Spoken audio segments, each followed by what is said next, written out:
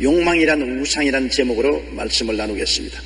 이스라엘 백성들이 멸망당한 이유는 다른 것 무엇보다도 우상 숭배한 죄 때문인 것입니다.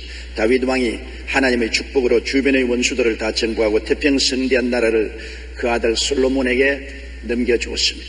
솔로몬은 부귀영화가 넘치는 삶을 살았고 나라도 견고하였습니다만 그의 만년에 많은 이방 처들의 유혹으로 여러 우상을 숭배한 연고로 그의 아들 나라 때 나라가 북이스라엘과 남유다로 갈라지고 마는 것입니다. 그리고 북이스라엘은 엄청난 우상 숭배로 아수르에게 멸망당하고 남유다도 계속된 우상 숭배로 바벨론에게 멸망당하고 말았습니다. 하나님의 계명에 우상에 절하지 말라고 하셨습니다. 우상을 섬기면 하나님은 맹렬한 투기로 심판하십니다. 오늘 우리는 그 먼 동철의 우상은 섬기지 않는다고 해도 더 사악하게 자기 욕망이란 우상에 절을 하고 있습니다.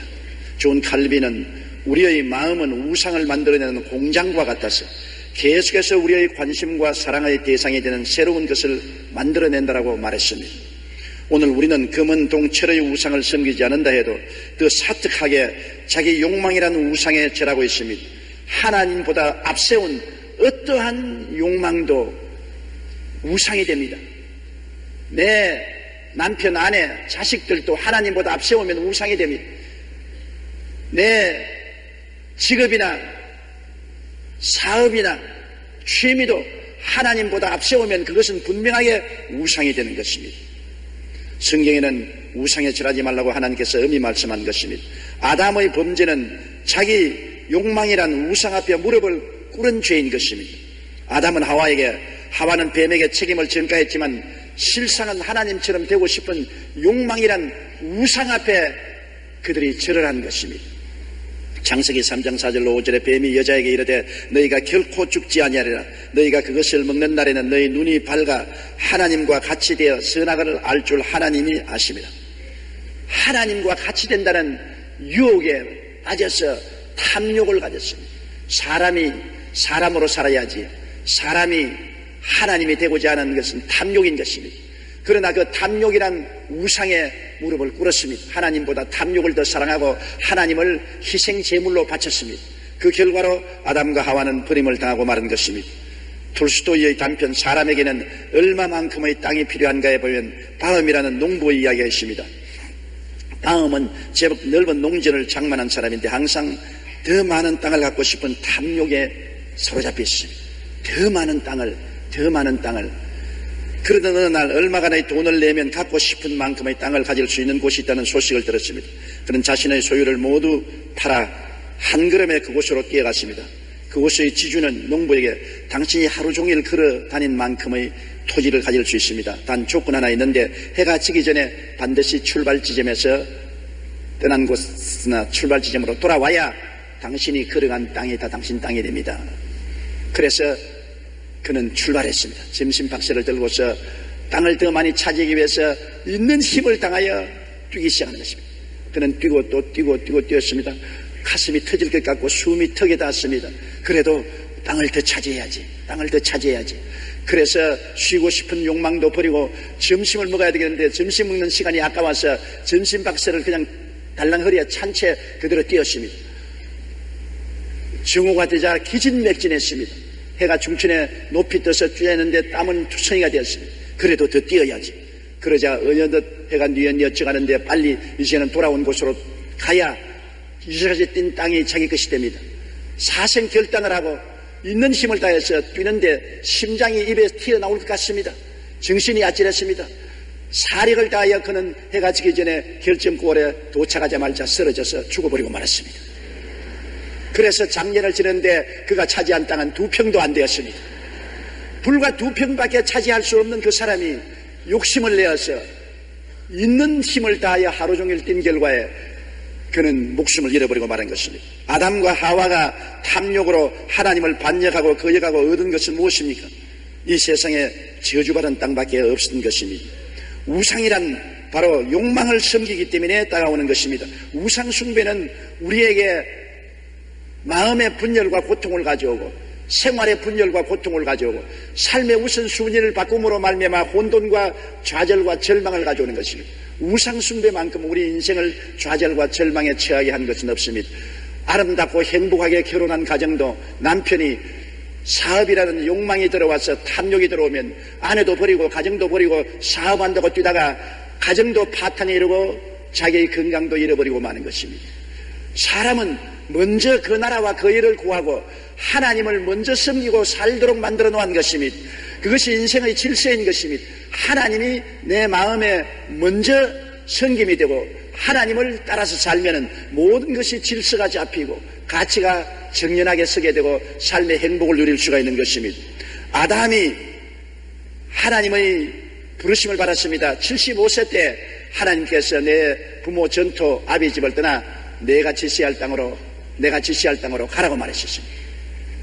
그는 하나님의 지시를 따라서 그 아내 사레와 롯을 데리고 많은 재물과 종들을 다 정리정돈해서 데리고 가나안 땅에 왔습니다. 그런데 가나안 땅에 오니까 큰 기근이 가나안 땅에 왔습니다. 가나안 땅에 왔을 때 하나님은 아브라함에게 창세기 12장 7절에 야훼께서 아브라함에게 나타나 이르시되 내가 이 땅을 내 자손에게 주리라고 명령을 하셨습니다. 하나님은 가나안 땅에 가라고 하셨습니다. 그 이외에 다른 데 가라고 말하지 않았습니다. 그러나 큰 기근이 다가왔습니다. 왜냐하면 하나님에 대한 불순종 때문에 기근이 다가온 것입니다. 하나님은 사레의 손을 잡고 가나안 땅에 가라고 했지 하란에서 얻은 모든 재산과 종들을 다 데리고 아비 집인 롯을 데리고 가라고 말하지 않았었습니다. 그런데 하나님께 순종하되 100% 순종하지 않고 50% 정도만 순종했기 때문에 하나님의 불순종으로 말미암아 기근이 다가온 것입니다. 그는 자기의 마음에 탐욕을 버리지 못했습니다. 하나님을 섬기되 탐욕과 함께 섬기기를 원했습니다. 그래서 반쯤 순종해서 가나안 땅에 왔기 때문에 가난이 다가왔습니다. 큰 흉년이 다가온 것입니다. 아주 기근으로 말미암아 모든 운물은 다 마르고 풀은 다 마르고 짐승떼들은 굶어 죽고 종들은 다 뿔뿔이 헤어지고 결국에는 자기 아내와 조카밖에 남지 않았습니다. 그런데 그때 아브라함이 우상숭배한 자기 탐욕을 회개하고 돌아섰으면 하나님이 도로 그를 축복해 주셨을 것인데 자기의 처자가 굶주리고 조카가 밥 달라고 우는 것에 마음이 가련해서 가족을 사랑하고 동정하는 마음이 하나님의 명령보다 더 중하게 느껴졌습니다. 그래서 아내와 조카의 삶을 위해서 하나님의 말씀을 저버리고 그는 애굽으로 내려간 것입니다. 그는 우상을 섬겼습니다. 아내와 조카의 삶이 우상이 된 것입니다. 하나님 말씀보다도 아내와 조카를 살리기 위해서 가라고 하지 않은 애굽으로 내려간 것입니다. 우상 숭배하고 애굽으로 내려간 그의 삶이 어땠습니까? 우상 숭배가 많은 좌절과 절망과 고통을 가져옵니다. 아내도 바로왕에게 뺏기고 그는 좌절과 절망의 세월을 보내고 처참한 시련을 겪었던 것입니다. 이러므로 여러분 우상 숭배만큼 우리에게 고통과 괴로움을 가져오는 것이 없습니다. 그는 회개하고 돌아와서 가나안 땅에서 하나님을 섬기고 잘 살았으나 85세의 하갈이란 첩을 취한 고로 다가온 그 마음의 갈등과 가정적인 고통은 형언할 수 없습니다. 하나님의 약속이냐 자기의 탐욕이냐 그 갈림길에 서서 그는 방황을 했는데 75세 아브라함이 사례를 부르실 때 하나님이 이미 자손을 주겠다고 약속을 하셨습니다. 창세기 12장 1절로 2절에 너는 너희 고향과 친척과 아버지의 집을 떠나 내가 내게 보여줄 땅으로 가라. 내가 너로 큰 민족을 이루고 내게 복을 주어 내 이름을 창대케 하리니 너는 복이 될지라고 말한 것입니다. 큰 민족을 이루어주겠다고 약속을 했는데 가나안 땅에 들어온 지 10년이 되어 85살이 되니까 그만 의심이 들어왔습니다. 하나님의 약속의 말씀에 대한 의심이 들어왔습니다. 내 나이 85, 내 아내 75인데 과연 자녀를 얻을 수 있을까? 마음에 갈등이 들어왔을 때 사레가 그에게 불을 지폈습니다. 창세기 16장 2절에 사레가 아브라함에게 이르되 야훼께서 내 출산을 허락지 아니하셨으니 원하건대 내 여종에게 들어가라. 내가 혹 그로 말미암아 자녀를 얻을까 하노라 하며 아브라함이 사레의 말을 들었더라. 그는 하나님의 말씀보다도 자기가 후손을 얻겠다는 탐욕의 노예가 된 것입니다. 자손을 얻겠다는 탐욕이 그에게 우상이 되어서 우상에 절을 했습니다. 그 결과로 다가온 고통과 괴로움은 지금까지 계속하고 있는 것입니다. 아브라함이 4천년에 걸쳐 이삭과 자손과 이스마엘의 자손이 가나안 땅을 차지하기 위해 피 흘리는 싸움을 벌였습니다. 모세로부터 솔로몬에게까지 기원전 시대에는 이삭의 자손인 유대인이 우위를 차지했습니다. 그러나 로마가 유대 왕국을 멸망시킨 뒤부터는 이스마엘의 자손인 아랍계 팔레스타인 사람들이 2000년 동안 그 땅을 주인이 되었습니다. 그러다가 2차 대전 이후 이스라엘이 건국되면서 팔레스타인 사람들은 그 땅으로부터 쫓겨났습니다. 이후 이곳 중동 지역은 지구촌의 화약고가 되고 이삭의 자손 유대인과 그 첩의 자손 아랍 민족이 끝없는 전쟁을 계속하고 있는 것입니다. 1948년을 시작으로 1956년, 1967년, 1973년 4차례에 걸쳐 중동 전쟁이 일어났고 최근 지난 7월 13일에는 이스라엘의 레바논에 대한 침공으로 전 세계를 다시 전쟁의 위기로 몰아넣습니다. 이 모든 일은 아브라함이 하나님의 약속 대신 육체의 정욕이라는 우상을 쫓아 하가를 취했던 행동이 낳은 결과인 것입니다. 욕심이 잉태한 즉 죄를 낳고 죄가 장성한 즉 사망을 낳습니다. 죄가 장성하여 중동 일대의 사망입니다. 매일같이 포탄 소리가 나고 전쟁 소리가 나고 비행기가 뜨고 헬기가 뜨고 죽이고 피를 흘리고 고통이 지금도 계속하는 것입니다. 아브라함이 하나님의 약속보다도 자기의 욕심이라는 우상에 절을 한 결과로 다가온 고통이 오늘 현재에도 일어나고 있는 것입니다. 욕심이 잉태하면 죄를 낳게 되고 죄가 장성하면 사망을 낳습니다. 야고보 1장 14절로 15절에 오직 각 사람이 시험을 받는 것은 자기 욕심에 끌려 미혹됨이니 욕심이 잉태한 즉 죄를 낳고 죄가 장성한 즉 사망을 낳는다고 말한 것입니다. 사람들은 욕심이 생기면 하나님의 인도를 받지 않습니다. 받으려고 생각하지 않고 하나님조차도 자기 욕심으로 끌어당기려고 하는 것입니다. 어떤 사람이 길을 가다가 사거리를 만나 어느 쪽으로 갈지 결정을 못하고 있었습니다. 그는 동쪽으로 가야 되겠다는 마음을 딱 정하고 난 다음에 기도를 했습니다. 하나님 인도를 해주셔서 지팡이를 던질 터이니 지팡이가 가르치는 방향으로 가겠습니다. 그러면 지팡이를 툭 던지니까 지팡이가 서쪽을 가리켰습니다. 그가 말하기를 하나님도 실수를 하시네. 지팡이를 다시 던지겠습니다. 이번엔 지팡이를 던지니까 북쪽을 가리켰습니다. 하나님 또 왜 실수를 하십니까? 하나님이 실수를 하지 말으셔야죠. 그리고 이번에는 지팡이를 던지니까 동쪽을 가리키는 그러면 그렇지 하나님이 실수를 안 하셨군. 동쪽으로 가는 것이 하나님 뜻인 줄 알고 가겠습니다. 그리고 동쪽으로 갔다는 이야기가 있는 것입니다. 자기가 이미 동쪽으로 가겠다고 마음에 결정해놓고 난 다음에 어떠한 하나님의 인도도 하나님이 실수했다고 생각하는 것입니다. 우리의 신앙이 이런 식이 되면 안 됩니다. 하나님의 뜻대로 산다고 하면서 자기 고집과 욕망에 따라 살면 결국 욕심이 잉태하고 죄를 낳게 되고 죄가 장성한 즉 사망을 낳게 되고 마는 것입니다. 우리의 일생의 위대한 헌신이란 무엇인 것입니까? 자기 속에 있는 탐욕이라는 우상을 깨뜨리는 것이 위대한 헌신인 것입니다. 뭐 헌신이라고 하니까 산기도를 열심히 한다, 새벽기도를 열심히 한다, 철야를 하겠다, 금식한다, 고행을 한다, 그래서 위대한 헌신을 한다. 그것은 부차적인 문제인 것입니다. 가장 근원적인 문제가 자기 탐욕을 깨뜨리는 것입니다. 사람들마다 자기 속에 탐욕이란 우상을 섬기고 있습니다. 아브라함은 자기 마음속에 탐욕이라는 우상을 버리지 못하기 때문에 가나안 땅에서 애굽으로 내려가서 온갖 모욕을 당하고 85세에 하갈이라는 첩을 취해서 오늘날까지 역사적인 고통과 괴로움을 가져오게 된 것입니다. 그러나 아브라함이 되고 믿음의 조상이 된 것은 나중에 그 마음속에 탐욕을 깨뜨렸다는 것입니다. 그가 100세에 낳은 아들 이삭을 하나님이 모리아산에 데려와서 제물로 드리라고 할 때 엄청난 시련이요 충격인 것입니다. 자기 일생에 가장 사랑하는 자식이 이삭입니다. 생명보다 더 사랑합니다. 그 이삭을 하나님 앞에 제물로 바치라는 것은 탐욕이라는 우상을 하나님 앞에 깨뜨려서 제물로 바치라는 것입니다. 이삭을 제물로 바치는 것은 아브라함의 마음속에 하나님보다 더 사랑하는 탐욕을 깨뜨려서 바치라는 것입니다. 아브라함은 과거에 몇 번 실패한 것을 기억했기 때문에 단연히 하나님의 명령을 들었을 때 자기라는 우상을 깨뜨리기로 결심했습니다. 마음이 괴로웠습니다. 너무나 아까웠습니다.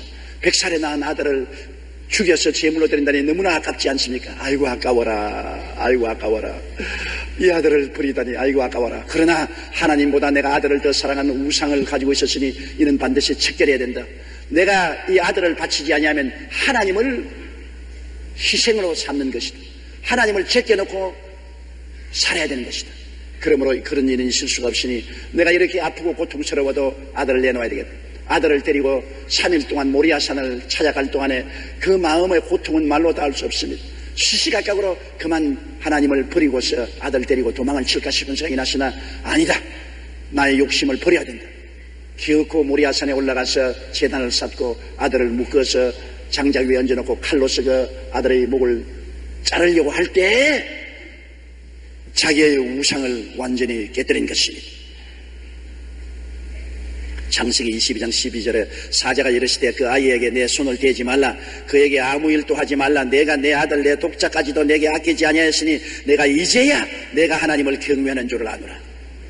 비로소 아들을 잡으려고 하는 모로 말미암아 자기의 욕망의 우상을 깨뜨린 것입니다. 정말 마음을 다하고 뜻을 다하고 정성을 다하고 목숨을 다하여 주 하나님을 사랑하는 증명을 한 것입니다. 히브리서 11장 17절에 아브라함은 시험을 받을 때 믿음으로 이삭을 드렸으니 그는 약속들을 받은 자로 돼 그 외아들을 드렸다고 말씀하신 것입니다. 미국 최초의 선교사 아도니람 저드슨은 신학교를 졸업한 후 보스턴시의 중유청 교회에서 부목사로 받으려는 초빙을 받았습니다. 이 소식을 들은 가족들은 뛸 듯이 기뻐했었습니다.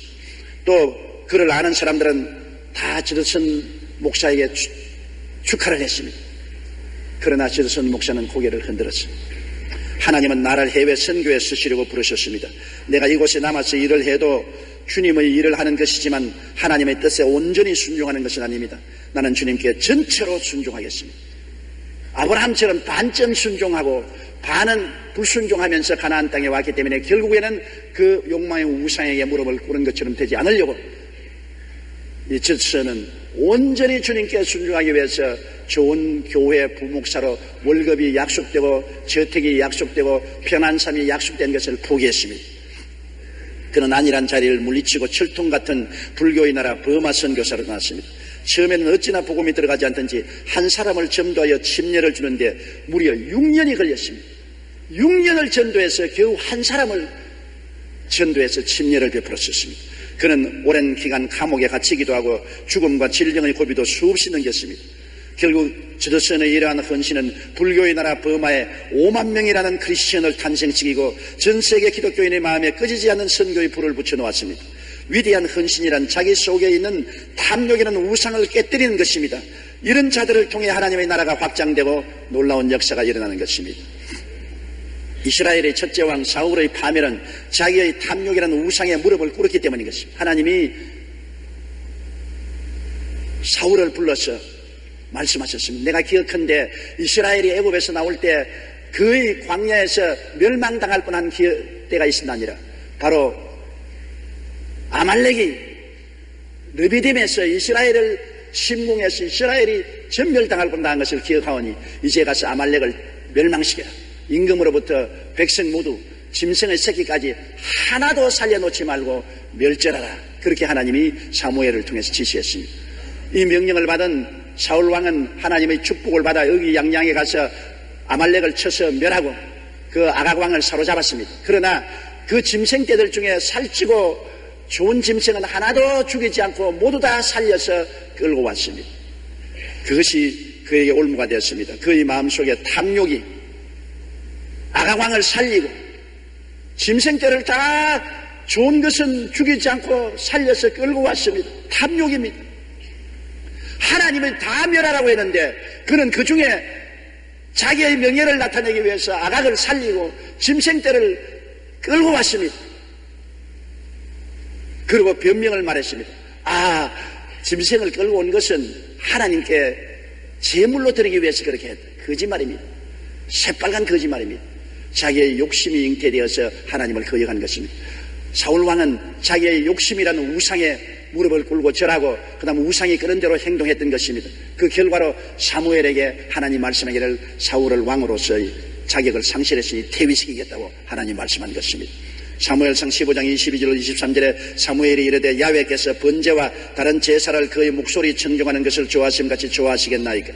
순종이 제사보다 낫고 듣는 것이 수양의 기름보다 나으니 이는 거역하는 것은 점치는 죄와 같고 완고한 것은 사신 우상에 절하는 죄와 같음이라. 왕이 야훼의 말씀을 버렸으므로 야훼께서도 왕을 버려 왕이 되지 못하게 하셨나이다.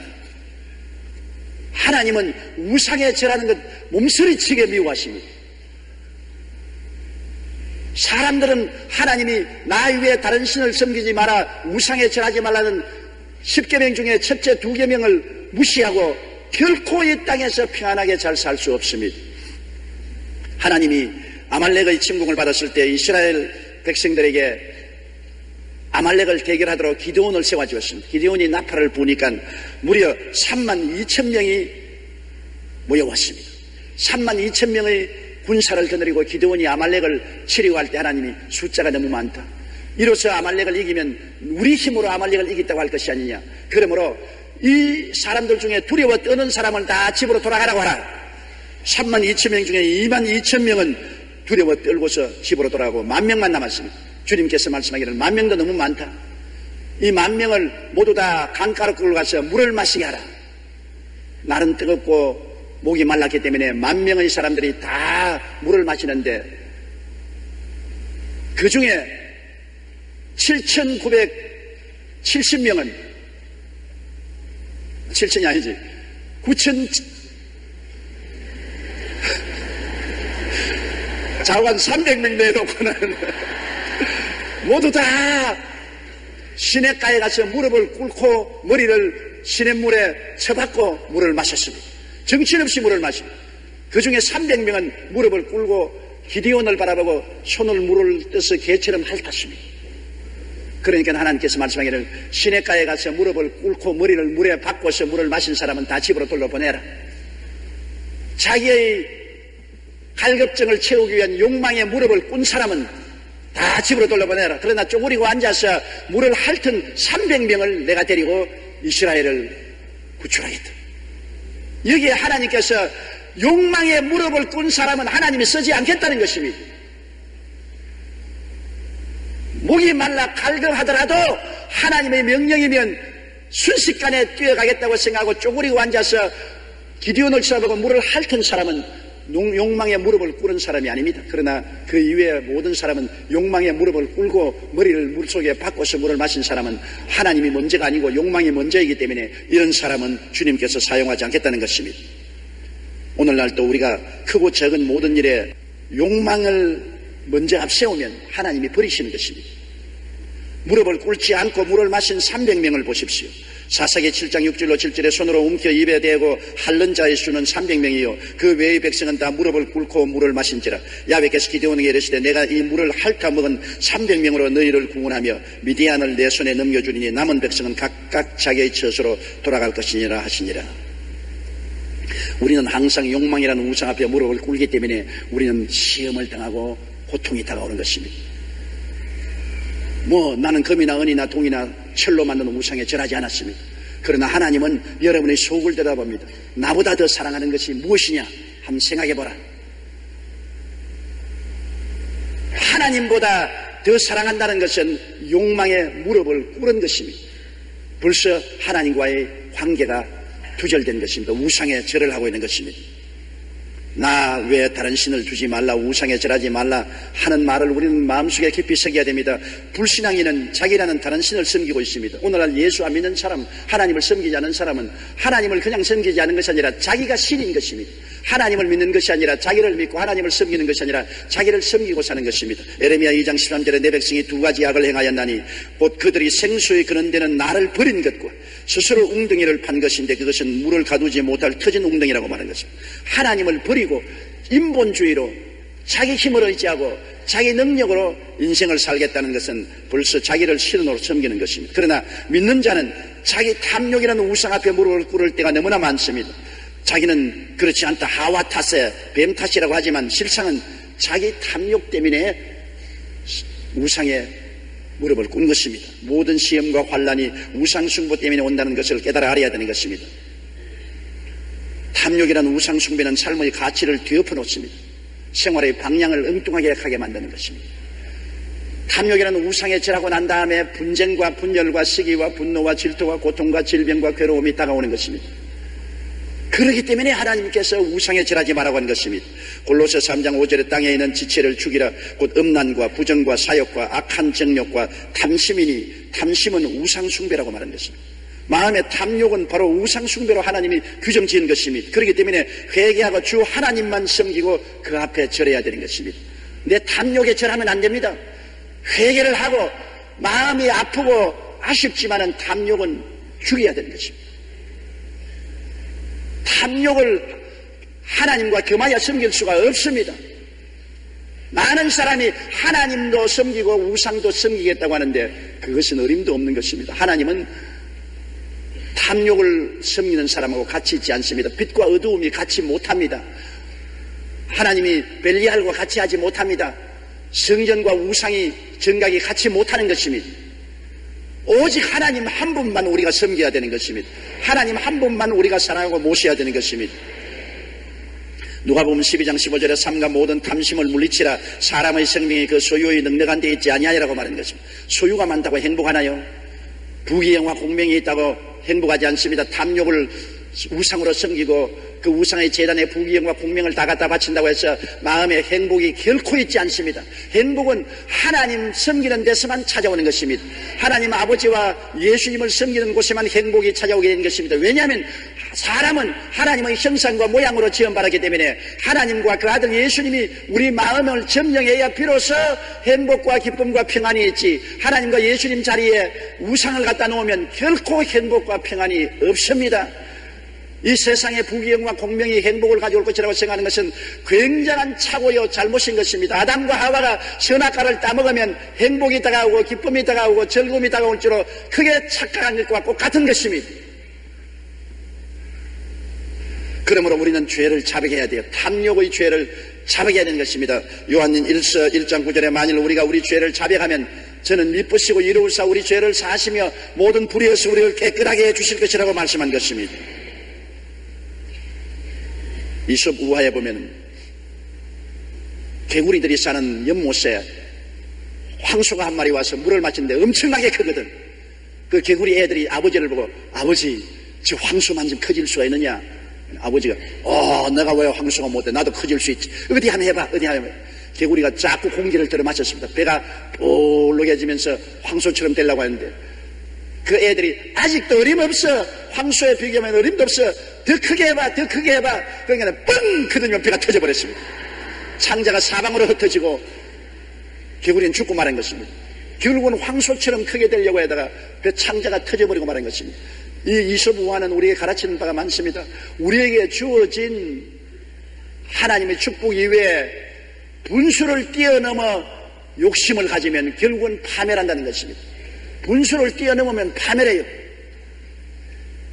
북한이라는 나라 보십시오.